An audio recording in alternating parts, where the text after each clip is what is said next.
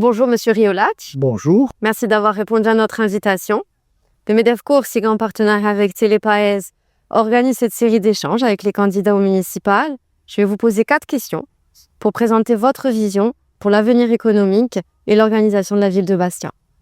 Tout d'abord, y aura-t-il un adjoint aux affaires économiques et l'avez-vous identifié sur votre liste? Alors, pour l'instant, nous ne l'avons pas identifié, mais naturellement, le développement économique de Bastia figure dans notre programme, puisque nous avons quelques pistes qui sont évoquées, notamment de création de zones d'activité économique dans le prolongement de la zone d'Herbajoul, existante déjà.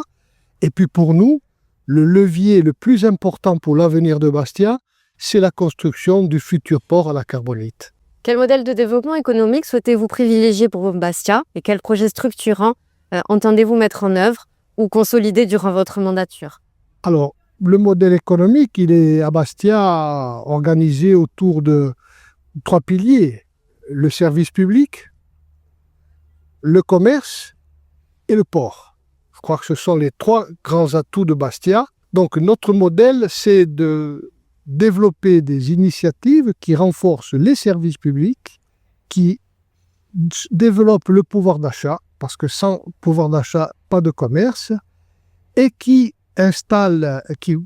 organise une stratégie pour que le futur port à la carbonite soit le moteur du développement de Bastia à l'avenir. Et si vous le permettez, nous avons dit ceci. Le port à la carbonite, c'est la dernière chance pour Bastia de ne pas devenir une zone sinistrée socialement et économiquement. Par quel outil financier envisagez-vous de renforcer le potentiel fiscal et le développement économique de la commune?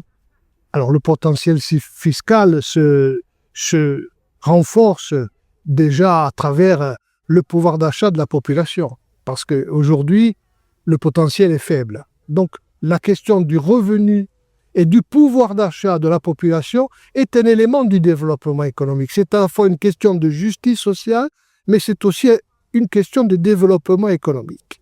Par ailleurs, bien entendu, il faut construire les équipements, notamment les logements, nécessaires à accueillir la population, puisqu'on envisage, selon les études démographiques, entre 5 et 7 000 personnes supplémentaires dans les 15 ans qui viennent.